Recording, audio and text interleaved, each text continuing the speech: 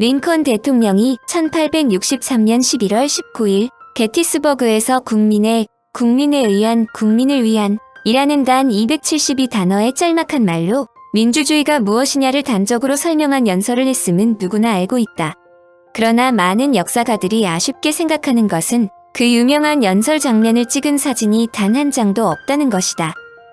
그가 연설할 당시에도 사진기는 있었지만 링컨의 연설문은 겨우 272단어에 불과하여 사진사들이 사진을 찍기 전에 이미 연설이 끝났기 때문이다. 현재 같으면 사진을 찍겠다고 포즈를 취해달라고 하겠지만 당대에는 그것이 쉽지 않았다. 사진 한 장 찍는데 상당한 시간이 걸리므로 대통령을 몇십 분을 다시 연단에 세워야 하기 때문이다. 그러나 현재는 어떠한가? 관광지에서는 수많은 관광객들이 자신이 직접 방문하고 목격한 장면을 후에 다시 보고 또 타인에게 설명해주기 위해서 부지런히 셔터를 누르고 있다. 특히 핸드폰이 등장한 이후 축구나 야구를 비롯한 스포츠 게임에서 중요한 순간을 놓치지 않으려고 많은 사람들이 사진을 찍는다. 그들의 말은 대동소이하다. 남는 것은 사진뿐이다. 그러므로 커다란 카메라를 갖고 사진 찍기에 좋은 장소를 찾으려고 경쟁하는 사람은 언론인뿐만 아니라 일반인들도 참여한다. 이제 현대인들에게 있어서의 사진은 생활에서 떼어낼 수 없는 중요한 요소가 되었다는 것이다. 이렇게 유용한 물건을 발명한 사람에게 노벨이 유언한 노벨상이 돌아간다는 것은 당연한 일이다. 그러나 천연색 사진으로 1908년에 노벨 물리학상을 수상한 리프만에게는 노벨상 사상 최악의 수상, 즉 먹튀 수장상 중의 하나라는 수식어가 계속 따라다닌다. 사진기 개발을 먼저 설명한다. 운반할 수 있는 어두운 방. 사진, 포토그래피의 어원은 그리스어로 포토는 빛, 그래피는 쓰는 것을 의미한다. 즉, 우리가 늘 접하고 당연히 생각하는 사진의 뜻은 인간의 손 대신 빛으로 기록된 그림을 뜻한다. 사진기의 역사는 생각보다 오래되어 그리스의 아리스토텔레스 시대까지 거슬러 올라간다. 당시 아리스토텔레스는 방 안을 어둡게 한 뒤 한쪽 벽면에 바늘 구멍을 뚫어 놓으면 방 밖에 있는 물체의 영상이 비록 거꾸로 된 형태이기는 하지만 바늘 구멍을 통해 방 안의 벽면에 비친다는 사실을 알아냈다.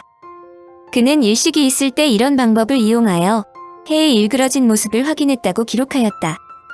이러한 방법은 900년 전 아라비아의 이븐 알하이삼도 기록했다. 서유럽에서는 아라젠이라는 이름으로도 알려져 있는 그는 빛과 눈에 관한 연구에서 어둡게 한 방의 창문에 뚫린 작은 구멍으로 태양의 빛을 들어오게 해서 태양을 직접 보지 않고도 벽에 비친 태양을 통해 일식의 모양을 자세히 볼 수 있다고 적었다. 그는 빛의 반사와 굴절의 법칙도 잘 이해하고 있었으며 빛을 여러 색으로 분해하는 실험도 했다. 그리고 그림자가 생기는 원리, 일식 현상, 무지개 등에 대해서도 상세히 연구하여 서유럽 학자들에게 큰 영향을 미쳤기 때문에 광학의 아버지라고도 불린다. 이 현상을 이용하면 태양의 형태뿐만 아니라 야외의 경치도 비치게 할 수 있다. 이런 현상을 나타나게 하는 방을 라틴어로 어두운 방이라고 불렀는데 현재 쓰이는 카메라는 단어도 여기에서 유래한 것이다. 옵스큐라는 빛이 차단된 상자 한쪽 면에 작은 구멍을 뚫으면 바깥 풍경의 상이 상자 안의 반대쪽 벽면에 거꾸로 맺혀지게 만들어진 기구이다. 이탈리아의 과학자인 포르타는 그의 저서인 자연의 마법에서 카메라 옵스큐라의 여러가지 재미있는 성질을 소개하고 그것을 이용하면 사생화의 윤곽을 쉽고 정확하게 잡을 수 있으므로 화가들이 그것을 사용하면 유용할 것이라고 권장했다. 실제로 카메라 옵스큐라는 레오나르도 다빈치를 비롯한 화가들에 의해 밑그림의 윤곽을 그리는 도구로 발전했다. 카메라 옵스큐라는 진짜로 어두운 방이었으므로 운반할 수 있는 것이 아니었다. 빛이 들어오는 입구 역시 그저 작은 구멍일 뿐 렌즈 같은 것이 붙어있는 것도 아니었다. 따라서 구멍이 작은 경우에는 벽에 비치는 상이 어두웠고 구멍이 큰 경우에는 상이 희미해져 확실하게 보이질 않았다.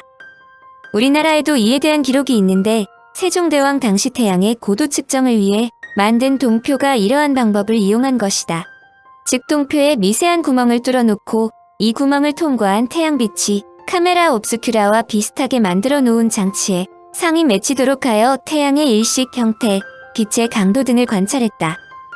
정약 용도, 칠실관화설이란 그래서 어두운 방 안에 앉아 방문에 뚫어놓은 바늘 구멍을 통해 들어온 빛이 벽면에 비치도록 함으로써 바깥의 경치를 감상했다고 적고 있다. 그러나 한국에서 그런 현상을 파악하고 있었지만 이를 실용화시키지는 못했다.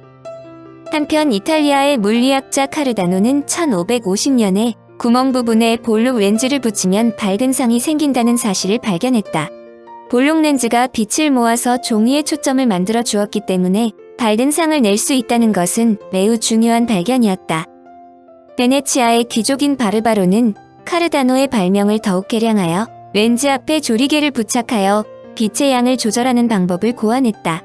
그러나 단순하게 구멍을 내거나 렌즈를 붙인 경우 벽에 비치는 경치는 항상 거꾸로 보였기 때문에 아무래도 불편하였다. 1573년에 이탈리아의 단티는 볼록 렌즈 대신에 오목 렌즈를 붙이면 상이 똑바로 보인다는 사실을 알았다. 학자들은 곧바로 크기가 작고 운반할 수 있는 어두운 방을 만들려고 시도했다.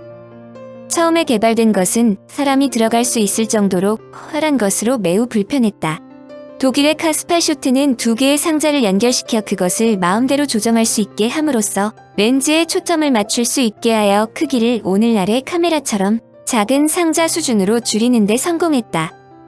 독일의 스트룸은 최초의 반사식 카메라를 만들었는데 이 카메라는 렌즈의 축에 직각으로 장치된 거울을 이용하여 카메라 위에 기름 종이에 상을 비추도록 했기 때문에 매우 편리했다. 실용적인 카메라 등장. 학자들은 보다 실용적인 카메라 개발에 도전했다. 우선 화학의 발전은 광학 분야보다 늦게 이루어졌지만 1725년 독일의 천문학자 슐츠는 우연히 사진화학의 기본이 되는 빛과 은의 반응을 발견했다. 그는 은화합물이 든 플라스크 표면에 종이 도형을 붙여놓고 이를 햇볕에 두었을 때 종이 도형에 가려졌던 부분을 제외하고 나머지 플라스크는 검게 변한다는 사실을 발견했다. 1800년경 웨지우드는 카메라 옵스큐라와 은화합물을 연결시켜 상을 만드는 방법을 고안했다. 웨지우드는 과학자로 잘 알려진 데이비와 함께 카메라 옵스큐라를 사용하여 질사는 용액을 바른 종이 위에 상을 기록할 수 있었으나 이때 만들어진 상을 영구히 정착시키지는 못했다.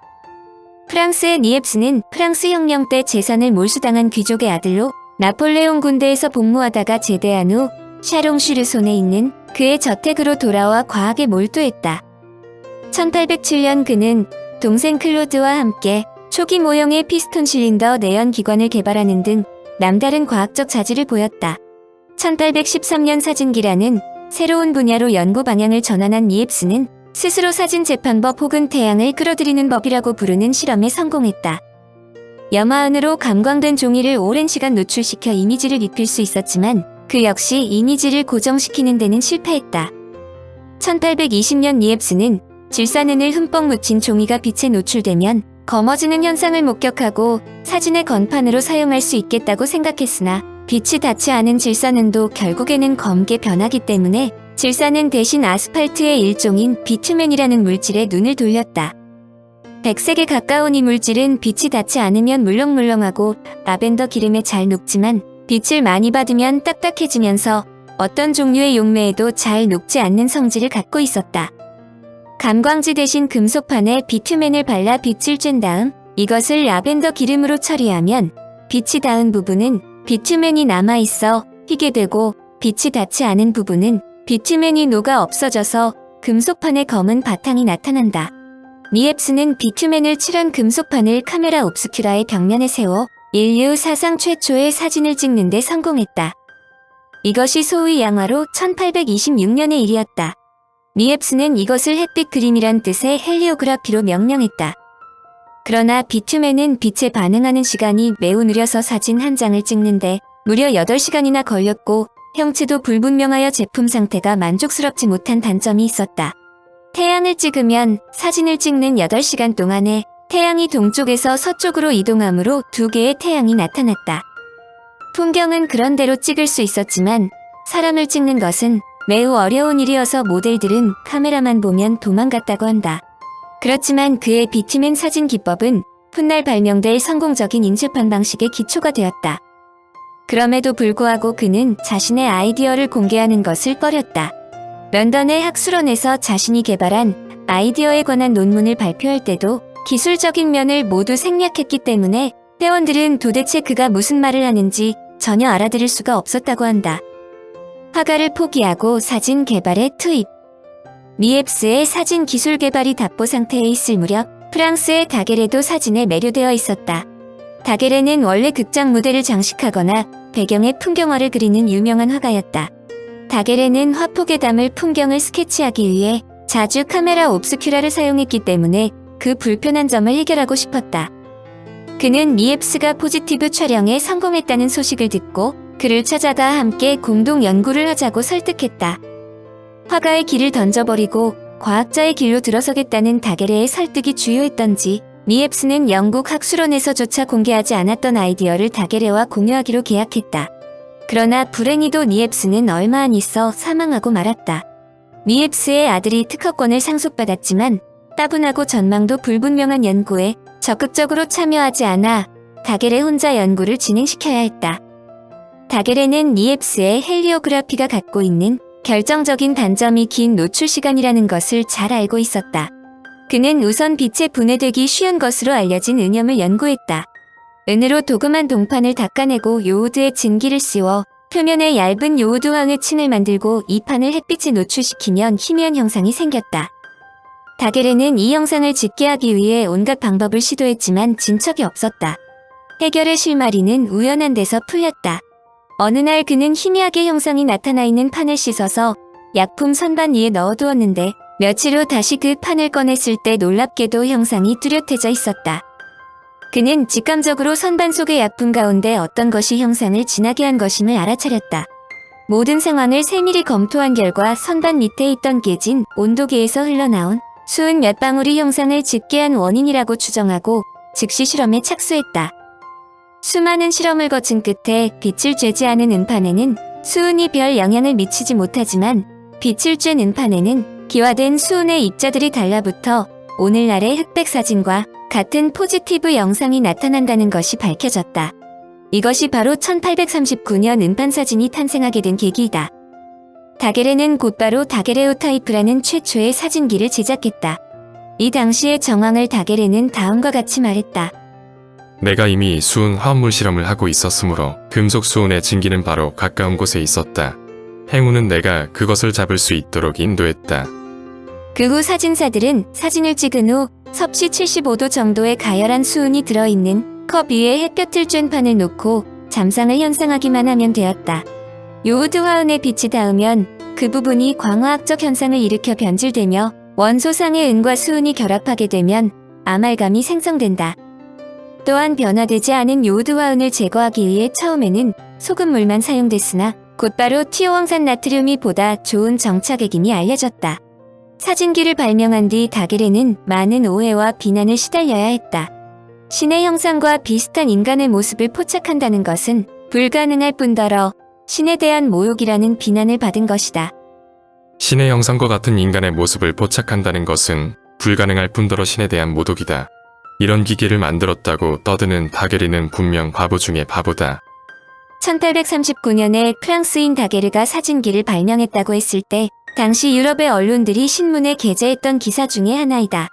그러나 다게레오타이프를 확인한 파리의 몇몇 저명한 과학자들은 새로운 제품이 가져올 놀라운 파급 효과를 예상했다.